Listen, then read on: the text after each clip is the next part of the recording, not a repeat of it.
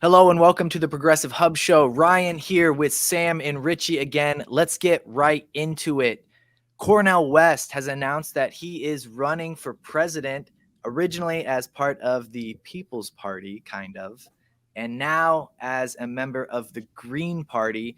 You also have RFK Jr. doing really well in polls. Should Biden start being worried about these challenges from the left? I'm starting to think that there's some serious stuff going on. Well, is RFK a challenge from the left? That's a good point. I don't know. Maybe we should stick to Cornel West right now. What do we think about Cornel West? From all sides. Yeah. Challenging from the left as part of the Green Party now instead of the People's Party. With Cornel, I think it's good that there's someone who's jumping in and is going to challenge Biden. I wish he would have run in the Democratic Party primary or tried to run on a Democratic ballot line. I think People's Party, at least he moved from People's Party to Green Party. People's Party is really marginal, I think. I think if you stopped people on the street and asked them if they had ever heard of the People's Party, you would get 1 out of 1,000 people. I'm in DC, I'd probably get 1 out of 500 people. Anywhere else in the country would be 1 out of 1,000. Green Party at least has some recognition. People know it. There are Green Parties in other countries. So it's a move in the right direction. But I feel a lot of Cornel's policy is stuff we agree with. And I wish that it would be heard on the Democratic Party primary stage instead. That's another, would we get that stage is an open question. But I think that Cornel could force the issue a lot more with, a run on that line instead of Green Party line. Yeah, Ricci, what are your thoughts on Cornel running Green Party? Yeah, I think it's a question of longevity. Whether going with the Democratic Party or the Green Party. If he would run in the Democratic Party, I'm still not sure if there would be a primary debate. The DNC has been pretty much against that. And so running with Green Party allows him to continue past the primary state. And, it could potentially lead to a general debate, which would be really interesting. And also, I think the question really is, why is Cornel West running for president? Is it to win? Not necessarily. I don't think so, right? And so running in the Democratic Party, and if you're not running to win, I don't think it's necessary. It will be interesting to see if he can continue to get media and press, because I saw that he had been saying some really interesting things. Yesterday, he said Stop Cop City would be part of his campaign platform. He said he would free Assata Shakur and Leonard Pelletier and pardon Julian Assange and Snowden. And so, wow, a presidential campaign that would be taken, somewhat serious. I would hope that media takes it somewhat serious. And it would be really interesting, if Cornel West was on the debate stage with Joe Biden and or Trump, DeSantis, whatever those fascist fucks, and saying things like "Stop Cop City," that would be amazing. And so that would be my hope of a Cornel West presidential run, putting issues to the forefront and having that be discussed. And that's why I think it was a blunder to announce with the People's Party. It was a distraction. People's Party doesn't even have a ballot line in a majority of states. The guy that runs People's Party has been accused of sexual misconduct, and it was a distraction. So I'm interested to see what happens. Right. I think most people I've talked to are happier that he's not running as a member of the People's Party, which, yeah, like you said, isn't really a party. I don't know where they would have ballot access. The Green Party got Jill Stein on the ballot in 48 states. So that's pretty good, as even if you're going to be a protest candidate. In terms of a debate stage, I think that's where the conversation gets interesting. What's the higher likelihood that Cornel West can get on a debate stage in a Democratic primary or get on a debate stage in a general election down the road? He has a much longer runway to get on a debate stage in a general, and he doesn't have a Democratic Party that's intentionally trying to prevent that from happening. You have RFK polling pretty well right now with favorability ratings higher than Biden and Trump. I see Biden and Trump at a favorable rating and at like 44, and RFK is at 49. I don't know if that's on the back of just name recognition still or what. But Cornel West would have to be contending with that as well. So there's a lot of barriers there, where in the Green Party, he's still going to have to run in a primary, and then you're still going to have to fight for the legitimacy. And I think that's the hardest part when you're running as a Green Party candidate or a third party candidate at all, is getting any legitimacy and getting the media attention you need. Yeah, I think that's where I worry about it. When they're figuring out whether to have primaries or not, there's usually like a primary convention committee or a primary committee that the Republicans and Democrats send delegates to, and they determine the rules for the primaries. And I feel like if Cornel were in there, if he were still running, assuming he wins the Green Party nomination, they would just make some arbitrary cutoff that would exclude him from the debates, as they've done. We've seen the Democrats do this in the past. They don't really, neither the parties of capital don't really have any interest in having Cornel in that debate. They don't agree about a lot of things right now, but they do agree that they don't want a Green Party candidate on the stage being how come Raytheon is the biggest donor to both of your campaigns or whatever it is. So I think they would just exclude him arbitrarily. I feel you talk about RFK Jr., and he's polling better than Trump and Biden. He's polling really well with Democrats too. And if the project is for me, I feel like the project is still to try to open up the Democratic Party primary so we can try to get a better candidate in there and try not to lose to the fascists next year.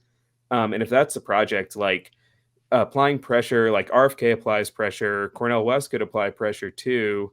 And if there's enough smoke, I feel like you could see, it's a slim pathway now, but you could see a route by which you could get to a point where you're saying okay, Biden's polling lower than this dude. He's not polling a lot, farther ahead of Cornel West. What are we doing here? Aren't we going to have a primary? And if we did, I think you would start to see a really weakened Biden, and you might see other candidates get into the race, and we could have a proper primary in the Democratic Party. But I hear also, he definitely has more runway running on the green ticket. I just worry about the critiques of spoilerism. We're seeing them already. There's a piece in The Nation today or yesterday that's basically foreshadows the whole strategy that liberals will use to be this is a bad idea because, remember 2000. The article explicitly invokes 2000 election. And it's true, if you transfer all of Ralph Nader's votes in Florida to Al Gore, he wins Florida. It's a totally different, we're living in an alternate reality of some kind. I don't know exactly what kind. I don't think Al Gore was single-handedly going to stop climate change, but he was going to stop climate change and 9/11. I think. He created the internet, so he could do anything. Yeah, imagine. Yeah. So that's going to be the line of attack, right? And I worry that it's going to delegitimize the left further if they just keep attacking us in that. In the eyes of your random person who checks in with politics every 4 years. I kind of liked when we were running to win. I wish we would do that. Bernie, a lot of us have been disappointed with the way Bernie's functioned post this, his 2020 campaign. But I liked when it seemed like we actually freaked out the establishment and it looked like we had some shot at winning. Yeah, I agree. And the question of, is Cornel West a spoiler candidate or is RFK, a spoiler candidate, I think becomes an existential one for the Democratic Party, especially for Biden. If their ideas are conspiracy theories, if you think your ideas are better than them, why not open up the debate stage? And if for Democrats in general, not only defeating ideas that you don't support, ideas that I would generally support, that Cornel West would be pushing, but improving your own party and seeing if Biden can even be in a debate and win. Can he hold his own? Can he make an argument for the things that he's pushing and make people believe him? Because he's going to have to do that in a general election against probably Donald Trump or maybe Ron DeSantis or somebody else. But no matter what, he's going to have to make those arguments on his own, on stage, in front of people. And I'd like to see him do that before the future of the country is on the line. And by that time, if you've still not dealt with Cornel West, he's going to be on that stage too. And I can see things getting really, really rough for Joe Biden if that's the first time he's having to debate, taking on the philosophical eloquence of Cornel West to his left and like the rigid insanity of Donald Trump on his right. That doesn't sound good for Biden at all. Yeah, and I think but your question of like, doesn't the Democratic Party want to improve itself, and don't they want to, show voters that they care? I'm not sure that those are the interests of the Democratic Party. When you had Bernie Sanders running, that was an individual with a movement behind him challenging the Democratic Party, right? That wasn't the Democratic Party making decisions. And like in 2016, they did everything they could to keep Bernie from even competing with Hillary. And so the Democratic Party doesn't care about proving itself or making itself better. They are funded by the same people that fund Republican campaigns. They all parties support capitalism, right. The military-industrial complex. That's what they're there for. And so, no, I don't think the Democratic Party wants to improve itself. I'm sorry. Norman Solomon, a couple episodes ago, Norman Solomon made the point that in his opinion, the Democratic Party, the power brokers, the money at the top of the Democratic Party would much rather keep control of the party than win an election. And I think that, that's totally true. Yes. Go ahead, Sam. Yeah, that's totally right. And this is like, we're seeing this again. This is like the third cycle in a row where we see them just like digging in, like incurring this series of self-inflicted wounds where they're like, we're not going to deal with the left. We're not going to deal with other candidates who want to run. Like, we're going to coronate the person who we want at the top of the ticket. Everyone's going to fall in line because we're going to say, again, like, look at your other choice. It's so much worse than us, which is like true in, a broad sense and true, like specifically for groups of people in this country. But it just seems like the strategy is paying diminishing returns over time. Now they're stuck with like an unpopular incumbent. They're stuck with someone who, lots of people in the country have different concerns about for lots of different reasons. And like, what are they going to do? What's the long-term strategy here? They can't just keep writing the same playbook over and over again. So this is like largely a potential crisis of their own making, the party's own making, in just wanting to always keep the lid on, as you say, like, as Norman was saying, be in control of who's at the top of the ticket. Is this person going to like check all the right boxes with our donors? This is just like, this is their problem, I think. And they're going to have to figure out a way to either like win with a less and less enthusiastic base, which is going to get harder and harder, or the party's going to have to figure out a way to like expand and accommodate this. Or I think they're going to see a lot of potential constituents leaving or looking for alternative options, which is like a dangerous situation for all of us, right? I mean, we want those people to like come with us to the left, but having a bunch of like disenchanted voters floating around is always a really volatile situation, and you don't really know what's going to happen. Right. And I think controlling the top of the ticket is one of the Democrats' primary interests. And you can see that from what Biden just did earlier this year, trying to maybe successfully moving the Democratic primary. The first state is now going to be South Carolina. At least that's his plan, and that's the DNC's plan. However, New Hampshire is not down for that. And from what I've seen, the Iowa Democrats are also still planning on holding their caucus as well. So South Carolina might be third. And because of that, this from Axios earlier today, Biden could actually lose the first two contests. He could lose in New Hampshire and Iowa because he's refusing to even participate in that. And that would hurt Biden for a number of reasons. Number one, hugely embarrassing for the sitting president to lose the first two contests to probably RFK. I don't see him winning New Hampshire at this point. It's bad in New Hampshire for Biden. I don't know much about Iowa. I just saw earlier today that the Democrats there were trying to maintain the caucus on schedule the same time as the Republicans will. So, I mean, if Biden loses the first two contests to RFK, I mean, it's a whole new race at that point. I mean, what are your thoughts on that possibility? Sam? It'll be just like 2020 when he was fifth in the race at the beginning of the primary season. I mean, people forget he never did well in the primaries. You know, he did well in South Carolina, and then after that, the party leadership circled the wagons, and that's how he ended up as the nominee. Like, he lost these two. He wasn't even a significant factor in the first two primary states, or the caucus in the primary states, and it didn't look like he was on the table. It looked like it was going to be Mayor Pete versus Bernie. That's what people were like getting ready for, you know? And yeah, I don't know if he wants to repeat that and remind everyone about when he looks like he was going to be a complete also ran until he had this miraculous, you know, come from behind win that was totally orchestrated by party leadership. Barack made the calls.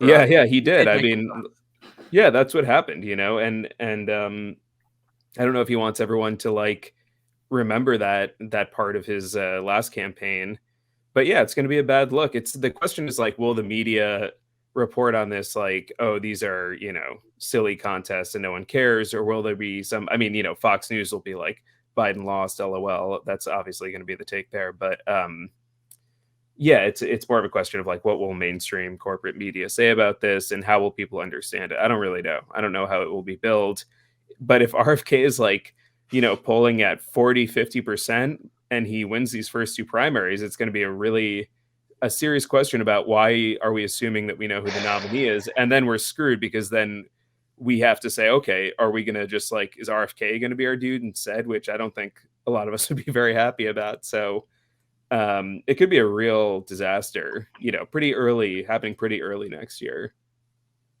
I don't see a world where RFK is winning debates and like, right. Is there, or excuse me, debates, states, but it could happen. And then what a disaster. Like, the Democratic Party is really setting themselves up for an entire clusterfuck this coming primary. Like, is RFK really going to win and like win these early states? And what does that mean? Like, he is an anti-vax conspiracy theorist and he's winning Democratic primary states. I mean, I think that's an indictment of our current state of Democratic politics more than anything. It's an indictment of Biden, isn't it? I mean, it's saying, and I've brought this up before, the conversation of like RFK Jr. is a anti-vax conspiracy theorist, and Joe Biden opened up drilling in the Gulf and in the Arctic and is in a never-ending war in Ukraine and hasn't done any of the promises really he promised people and hasn't touched immigration. And, you know, the list is endless of things that Biden is screwing up or literally hurting us on. So like at some point it's like you're weighing, like India said a couple weeks ago, Sam, it's the fucking South Park giant douche versus a turd sandwich again. Like, everybody's wrong. Yeah. It's terrible options. We have the devil we know and the devil we don't know, and that's seems to be what every election is. I just also don't get like, if you're on Biden's team right now, you know, like taking the politics out of it for a second, wouldn't you just say like, hey, yeah, let's have some debates between you and RFK, let you like body this guy on stage and be like, you said vaccines do this, you said vaccines do that, you know, people died from COVID in this country and you were like anti-vax. Just like, it's a freebie, kind of open him up and you know, let him get a W like before the primary season begins. And I think the only reason why you wouldn't do that is if you're really, really scared how Biden is going to perform and on any debate stage at all. If you're nervous that he's going to go up against someone like RFK, who's like, you know, really should be a candidate who you can dispense with pretty easily if you're a good politician with all these decades of experience. So I think that like the only reason they don't want to do that, I have to assume, is because they're worried about how he's going to perform on a debate stage. But guess what? Like, he's not going to get out of campaigning. He's not going to get out of debates with whoever the Republican nominee is. And if they don't think he can, like, you know, get the broom out and sweep RFK off the debate stage, he's going to be in real trouble when it comes to like actually debating a Republican, and people are going to be paying attention at that point. So it's like they need to let us know if that's the case, you know, like it's time to tell the electorate and your constituents, hey, we're really concerned that the president is not going to do that well on the debate stage, and start like shoring up that narrative and telling us why, instead of just being like, it's good, we've got this, until it like becomes apparent they don't. Do they ever tell the truth? Ever? Yeah. Where's free Assange, please? Because we're gonna need to see these emails. Yeah, I think even that more wasn't scary. a joke. Right? No, like, free Assange. They're gonna cover. They're gonna cut. Well, free Assange, and also they're gonna cover this shit up. Like, the internal forces are obviously moving, and the discussion that Sam just had, like, they're not going to publicly have that conversation, right? But they are going to be privately discussing how to cover it up. And so, yeah, just it's typical Democratic Party behavior. I think like we should all be really honest with ourselves about that. Yeah, and I think even more scary for Biden than having to face Trump on another debate stage is going to be Cornel West, a new voice that people haven't heard, the only voice that hasn't already been in the White House, the only true anti-establishment voice. And I think it would make a lot of sense for folks on the left, whether you think Cornel West running as a Green Party candidate or a Dem or People's Party weirdo, whatever you think was the right choice for him, I think it's important we start asking now, what are the requirements to get on the debate stage in the general election? We need that set up right the fuck now so that we have something to aim for. They'll change it. That's fine. But we need to know now so we have something to aim for, so that we can get somebody there, so we can challenge these pro-war, pro-corporate candidates that represent both parties. Let's go on. Yeah. Oh, go ahead, Ricci. Sorry, I was just going to say, I think that's a really good point. Like, focusing on what are the requirements to get a third party on the debate stage. Will the Democrats actually ever follow through on it? I mean, honestly, I think the Republicans would probably be down for it, because like Cornel West will call Trump a fascist, and that's fine, because the Republicans be like, fuck yeah, that's our guy. Yeah. And then the Democrats are going to want it. Like, yeah, it would be really, really interesting to see Cornel West on a debate stage with Joe Biden, because I don't think that he will hold any punches. I think he will go straight for Biden's head. Yep. And intellectually, like, it's not even close. Like, Cornel West is like a fucking prophetic, you know, and Biden can barely, like, he's just old. I'm sorry. Like, and he's just an old guy. I feel bad. Like, he shouldn't be in that situation. Think of how liberals were taken by Barack Obama. And I was 18 years old, 17 years old. Like, someone who can eloquently get up there and speak, like Cornel is going to swoop people off their feet. I feel like they haven't heard a president or a presidential candidate talk eloquently in a long time. Yeah, it's gonna be tough though. Looks like the last time they did this, the threshold was 15% in polling to get on the debate stage. Okay. And Jill Stein and Gary Johnson, remember Gary Johnson from 2016? Yeah. for the Libertarian Party. 2016. You voted for Gary in 2016? My first time voting for president, I voted for Gary Johnson. I live in California, so it's like, yeah. I'm not voting for Hillary Clinton, please. Yeah, you could have voted for Grimace. It would have been okay. He was polling 9%. Grimace from McDonald's. The purple dude. The purple guy. Yeah. I'm not. What was Stein polling at? What were they polling at? He was almost at 9% at the time that they were setting the debates. Stein was at 3. Oh, Stein was at 3. Johnson was at 9%. Oh, Gary Johnson was a libertarian, right? Yeah. So, okay. You know, I mean, if Cornel West could get to like close to 9%, I think that would be wild on the Green Party ticket. But, we're living in a weird, unprecedented time, so who knows what would happen. I have no faith that they'll let him on debate stage, but it would be great if he could get there.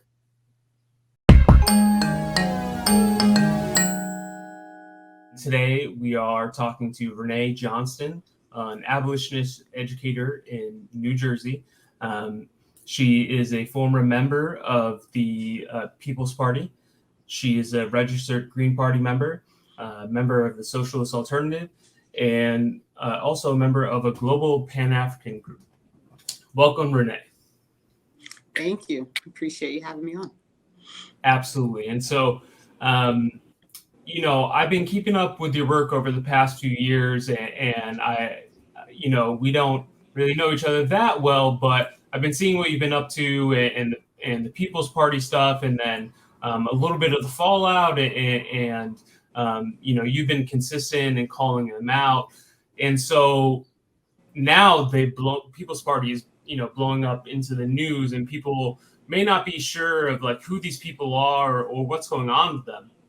And so if you give a little bit of background of your experience with People's Party, and what exactly happened there.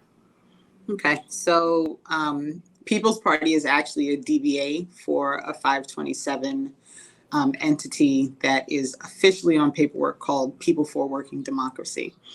That organization, the president is Nick Brana, who is the person that most people are probably most familiar with seeing about or seeing his name. They launched in 2017 as the Draft Bernie campaign was the initial thing that they were doing. Supposedly, Nick had a tie to Bernie Sanders, and he was going to convince him after what happened in 2016 to, be the head of a movement to start a major new party. That didn't pan out. Bernie wouldn't even talk to them, if I remember the story correctly, what happened when they actually went to get Bernie to sign on. So they dropped the Draft Bernie and, reconfigured as Movement for People's Party.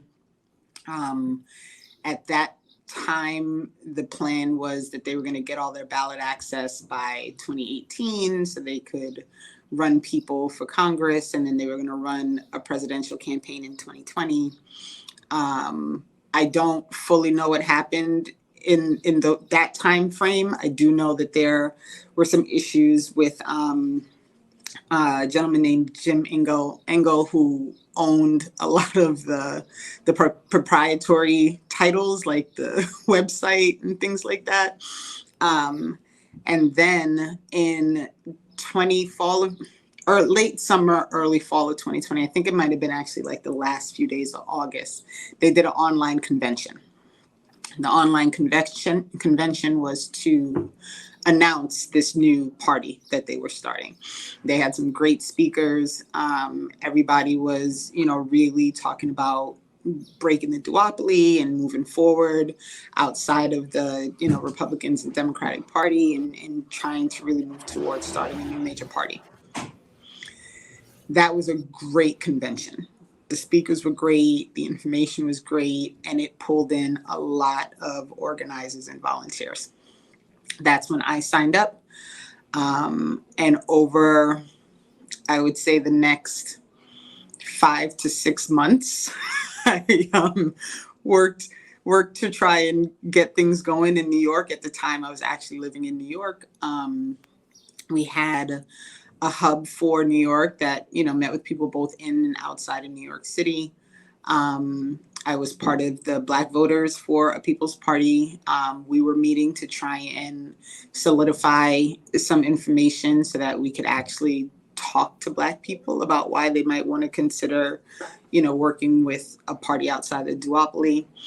I was part of the media working group, which was supposed to be working on, communication and emails and the website and, outward facing information. But it didn't take long before we started to become pretty clear that there wasn't a good plan. they weren't very organized. It was supposed to be horizontal and supposed to be self-organizing systems. That wasn't quite panning out because it seemed like every little bit along the way, there was like a blockage, and you would encounter having to ask the coordinating circle, what is happening with this thing? And they never really seemed to have an answer. So a group of people decided, you know what, there are a lot of things that are wrong within this organization. There are no bylaws. There's no written documents for how to run meetings. There's no access to things. You don't know, the central committee was meeting on like Zoom for hours, right? Making decisions, and no one else in the organization ever knew what was happening, right? All of a sudden we would just get... How many people would you say were in the organization, when you were still involved? So in early 2001, there were over 2,000 people in the national Slack. Of that 2,000, it was probably more like 300 or 400 that were actually active. The state Slack was a little more active because, people were actually working in their own little subgroups to try and do things in their areas. When the small group of people who got together that decided, you know what, we got to try and fix something because we have all this momentum. We have all these people. We have, the opportunity to actually try and get something done. Let's push, right? Let's try and see if we can encourage some real change within the organization so that we can move forward and do something reasonable. So they started to write a petition. The petition included things like finances should be transparent, right? Your father is head of the finance committee. This is Nick Branna's father, is head of the finance committee. People shouldn't have to search down the IRS documentation to find out like what's going on with the money. Yeah. You need bylaws. You've been in existence since 2017. Why are there no bylaws? You need to formalize your committee who's going to deal with when there are issues in Slack, when people, whatever moderation needs to happen when you have too many people in a space together. You need to formalize like that group. There had been a group, they were disbanded by the central committee. Nobody really understood what was going on. So it was things like that. And I can send you the link. In the end, there was actually a website created that has the full petition and all of the things that were perfectly reasonable to try and do if you're trying to call yourself building an organization. Right. While this petition was being circulated and we were, having meetings about trying to, how do we make it so that it doesn't seem like we're attacking the leadership, right? We're trying to make it clear, like we're trying to make things better. We're trying to improve this thing so that it can actually serve the purpose that it needs to serve. It just started to go very badly. I think really what happened is Nick and the people who really were in support of him felt like they were losing control of the organization. They suddenly on the website changed it from being, non-hierarchical and self-organizing structures to like a pyramid where there was a group at the top and then everybody else was responsible to that group. We had a lot of really long meetings, a lot of lies about, them really trying hard to work with what the people were asking them to do. And, in the end, it was really, I wish I had a good way to put it, because there's something about you really wanting something to work, right? Like anyone who lives in this country and pays even a little bit of attention to how many things are wrong has to realize that part of the reason that there's so many things wrong is because we are really like held captive to this two-party system. So anyone who's able to gather that conclusion has to know that breaking that system is the only way that you're going to do something different. So there is something about getting sucked into an organization with the feeling like, oh, this is going to be the thing. And then being like, no, this is not going to be the thing. And these people don't know what they're doing and they don't have a plan. And there's nothing set up. And there's no way that they can accomplish this goal because this is just not, there's nothing in place.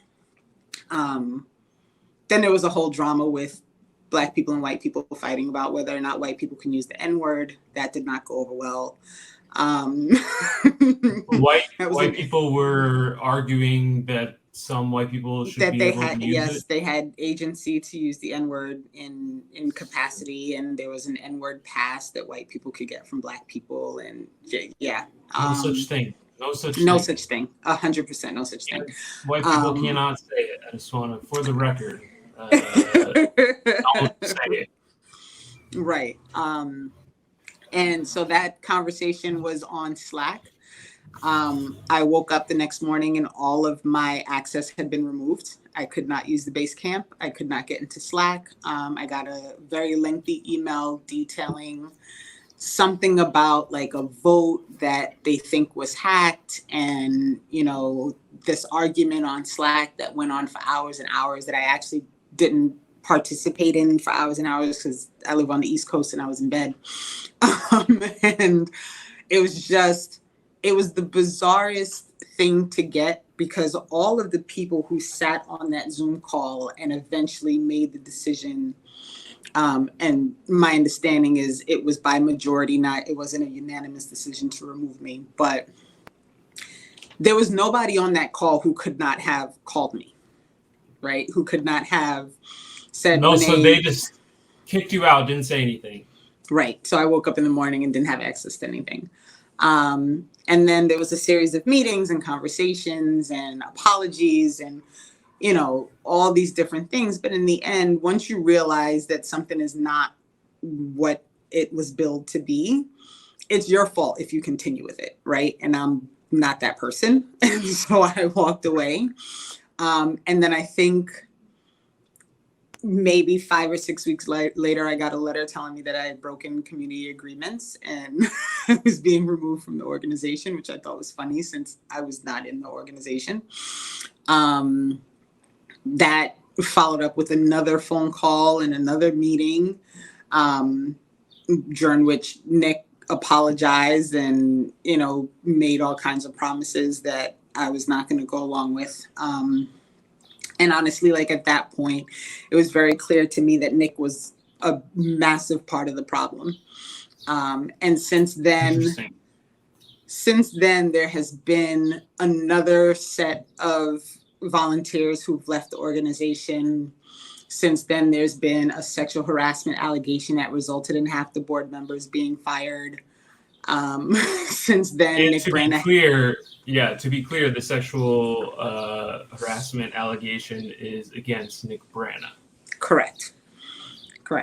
And when it was brought to the board, they were going to act on it, and yes, he fired them or something. So they did an investigation, and when they were trying to call a meeting to announce the results of their investigation and the group's decision for what needed to happen at that point, which was going to include, Nick being pulled back from having, a role with the person who he had harassed. He was going to have to go for training. It was all things that pointed to that they found something that made them uncomfortable and they wanted him to do the work in order to maintain his position of leadership. Instead of holding that meeting, he held a meeting with the board members that he got to agree with him, and they removed the board members who were part of the investigation, who were pushing for him to have to do something to remain in. Sounds like corporate duopoly, normal shit. Right. Not quite a quote unquote people's party. Right. And I don't know, if we're going to do this work under the guise of we're breaking the duopoly, I don't know how anyone thinks you're going to break the duopoly by acting like the people in the duopoly. right? Like, if like I can stay a Democrat and have to deal with leaders who are accused of sexual harassment and lies and dark money and people in charge of finances that shouldn't be, and like I could stay a Democrat and do all of that. I don't doing that in the group that's supposed to be breaking that pattern. Just no.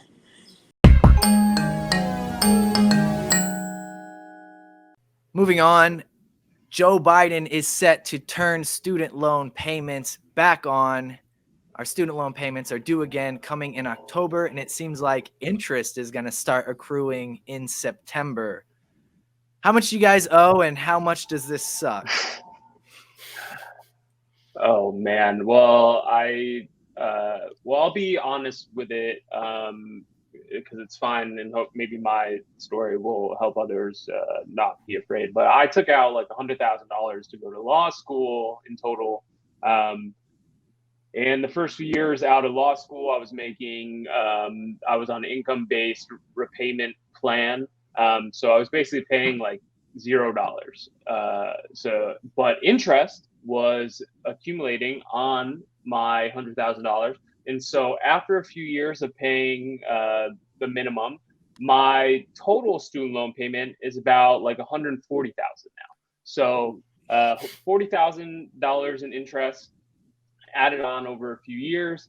But I'm never fucking paying it back. So it's fine. Like, turn student loans on, turn them off. Don't, I'm there. You're not getting my money either way. And I would just say, this is really important that people are serious about not paying.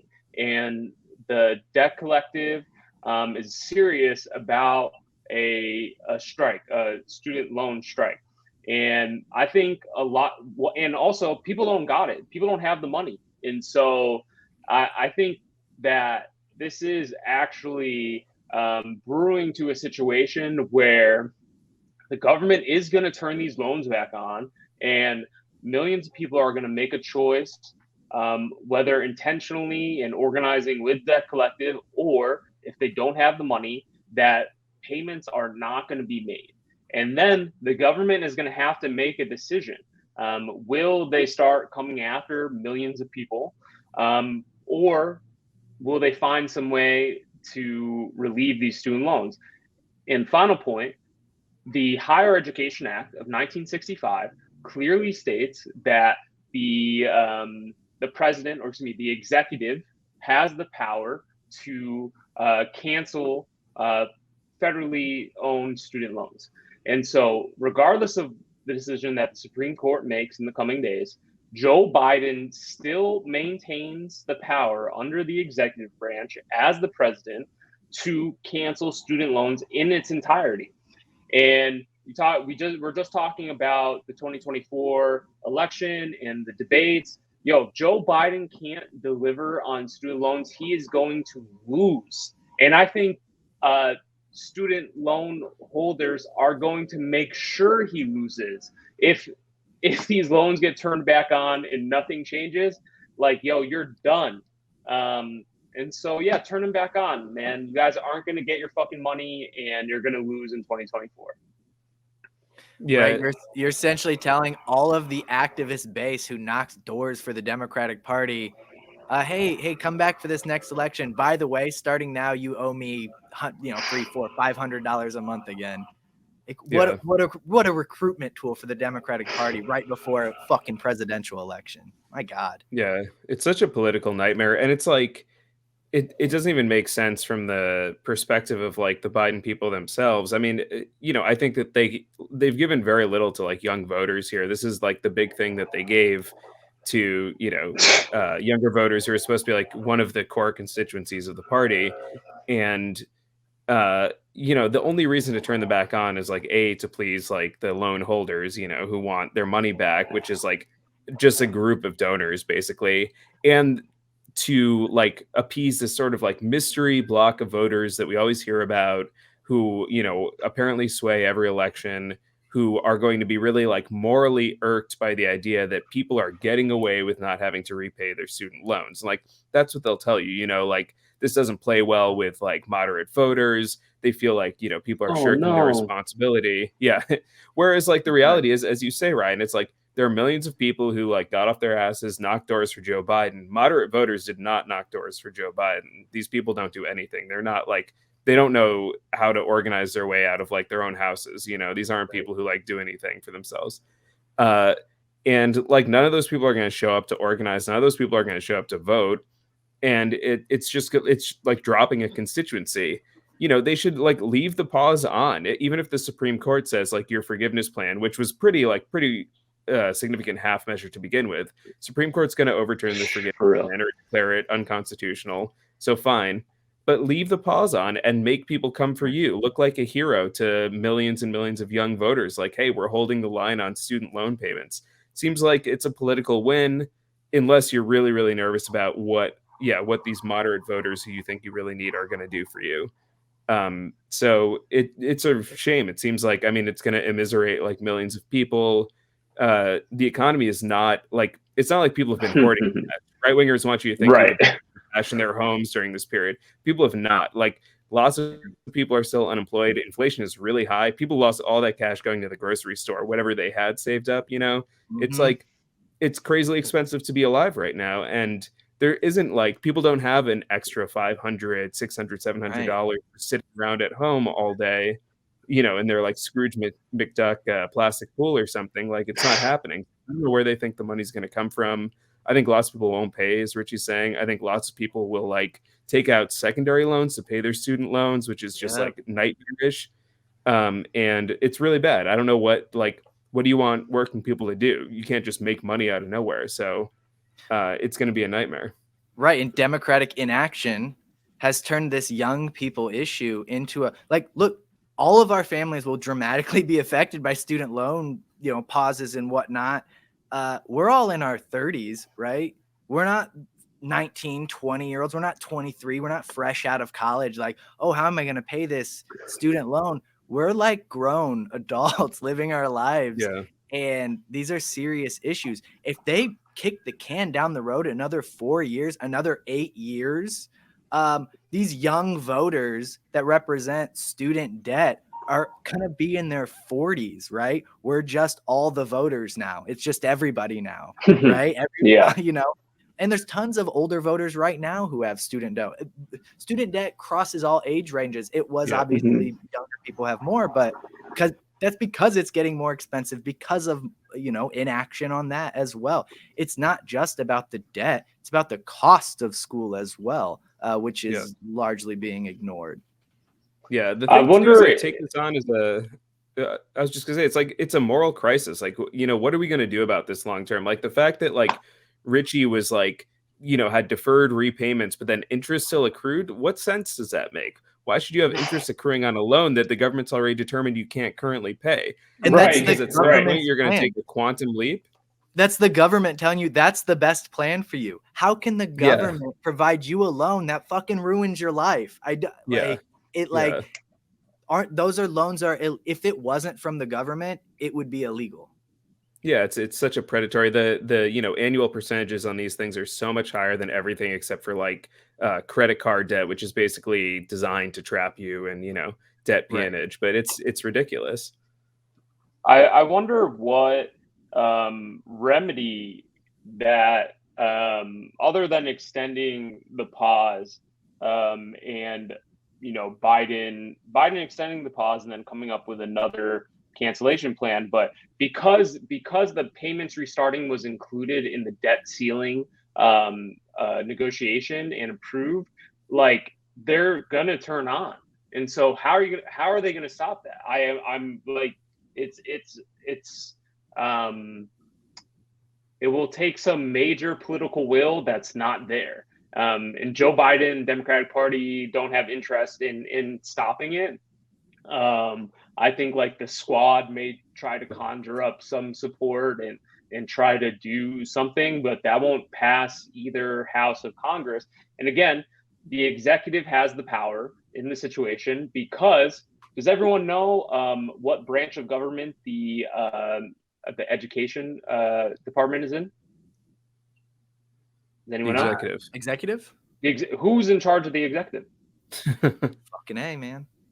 So, like, no, but seriously, the courts and Congress, I don't think are going to be able to do anything. And so it is actually on Joe Biden, and that guy fucking sucks.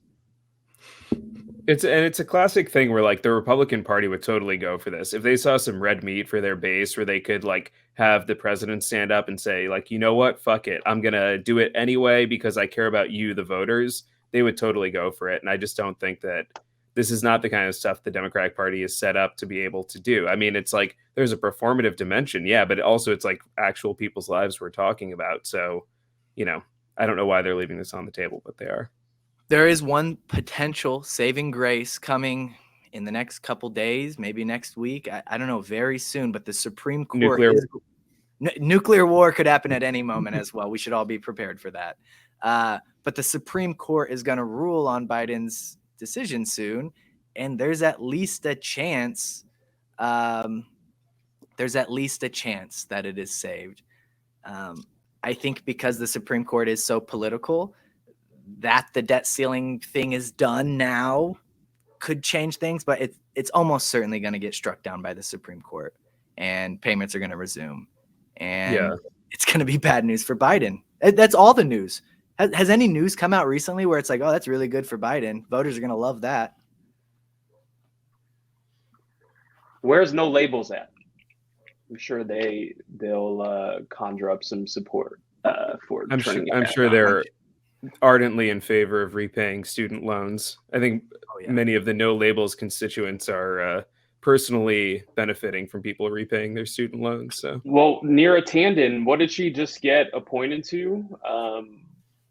Some position in the budget. And she, her whole crew is probably in support of turning student loans back on, and she's advising the president on their behalf. Right. Yeah, she's domestic policy chief. Jesus. Hey, speaking of no labels, Joe Manchin was pretending to run for president, remember?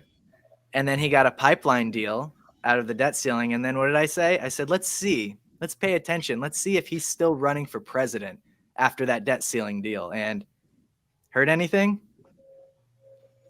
Not a thing. Not until the next time he needs a pipeline. No, next time he needs a pipeline, at Manchin 2028 will be rearing and ready to go. Yeah, he'll run that hustle. He's going to be a billionaire by then. Yeah, I know. You just buy a couple seats, buy both Senate seats. He is so rich. He's such a rich guy. Let me see how much he's worth. He drives a Maserati. Oh God, this is gonna be bad. He owns a coal mine, right? Yeah, he's an oil. Like literally is a coal baron. Does he? Oh my God. All right, whatever. He's a fucking multi-millionaire. I can't find the actual number. You're gonna have to cut this. I'm sorry. No, it's all good. Yeah, I don't know. None of those things online are very accurate, anyways. When you look up how much people are worth, they don't fucking know. Yeah. But he's worth a ton. You don't get to own a coal mine and a Maserati and be in the Senate for this long without helping people, without having a lot of money. So he's only 19th in the Senate. In terms of $7.6 million net worth, yeah. Wow. Child's play. He's not as rich as the governor of West Virginia, who definitely wants to be president, who owns like the whole state, basically. Jesus Christ. Jim Jordan. He's like a caricature. Oh my God. Is Gavin Newsom going to run for president? Yes. He's going to run next time for sure. And Next I think time, he is waiting. And I think it's, him and Roe waiting in the wings for something to happen. You know, the unspoken thing, waiting for Biden not to be able to run anymore. Yeah. Just what the country loves. Rich people from California. Oh, Gavin Newsom, he'll get 0 votes in Indiana, not zero, but it'll be really, really bad. Nothing worse than a coastal elite from California trying to run in the Midwest. They're not going to like him here. Yeah. And he's a pretty boy. They're going to be like, they'd crush him. The days of wanting hot presidents are gone. They're behind us. All right. Well, thank you for talking today, guys. We will do this again next week.